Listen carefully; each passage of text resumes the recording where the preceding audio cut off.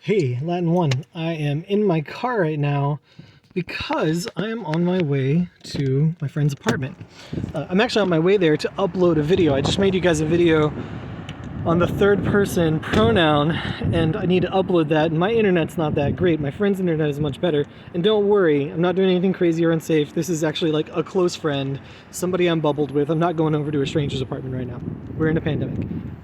But while I'm on my way there to upload that video on good, reliable internet, I figured I might as well also go ahead and talk to you guys about ablatives. Good time to get away from the whiteboard and also get into this thing that I said we would get into later.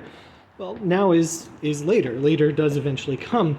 You see, back at the beginning of the semester, I was telling you what the different cases are, giving you real brief descriptions of what they do, and what I said about ablatives is that they give you adverbial information. And then I proceeded to not elaborate at all on what that is. That's because we were, just getting started, getting used to learning how to use our subjects and our objects. And I didn't want to bog you down with whatever adverbial information means. Some of you probably thought it meant that they're adverbs. They're not, they're nouns. We're talking about noun cases. And others of you might have been thinking, well, what does that mean, adverbial information? Well, it can mean a lot of things. There's a bunch of different kinds of ablative. In fact, there's 7 that you actually are going to need to use in Latin 1, 7 basic ones that kind of get used all the time.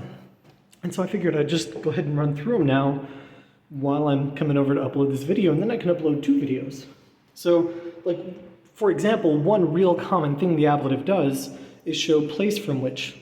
Because just a minute ago, I got out from my car, right? I was in my car, I got out of my car. And the way you would write that in Latin is you would use the preposition ex, right, that means out from, and you would put car in the ablative. I don't know what the ablative of car is, but that's what you would do. You would have ex plus the ablative. And that's actually true of every preposition that in some way or other means from, whether it's ab, ex, or de, away from, out from, down from. They all show a place from which something happens. It's actually not the first kind of ablative we ever saw. The very first kind of ablative we ever saw was an ablative place where. It's just saying something, happens in a place. Like for right now, I'm standing in my friend's apartment. So I would have in plus the ablative. This is just like in chapter 1 when it would say Cornelia lives in Italia, in Italy, ablative place where. So that's 2 kinds, but I said there's 7. There's 7 real common types. And another one that you actually haven't seen yet, but one that we will see soonish, is actually something called the ablative of accompaniment, right? Like the word accompany, accompaniment. So for instance, right now, in my friend's apartment, I'm sitting on the couch with my friend. That's accompaniment. That's something that I'm doing together with somebody else, and the way you do that in Latin is you use the preposition cum plus an ablative. All right, specifically the preposition cum. That means with, and then the ablative is with whom you're doing the thing, whatever activity it is that you're doing. All right, so that's 3 kinds of ablative. All right. Now another kind of ablative that we also haven't done yet, but that you're going to see a few chapters from now, something called the ablative of means. This one can be a little tricky because the ablative of means is a tool with which you do something. In Latin, there won't be a preposition, but in English, you are going to use a preposition, either by or more often with. Like, for instance, I'm making this video with a Moto Z4 phone, right? And that's different from accompaniment, right? I'm not doing this activity together with my Moto Z4. The Moto Z4 is the tool by which I am getting the job done, right? So that would be my ablative of means, right? The thing with which I do the job. It's a tool. Sometimes it's also called the ablative of instrument. There's also something called the ablative of manner, all right? The manner is the way in which something is done or how it is done.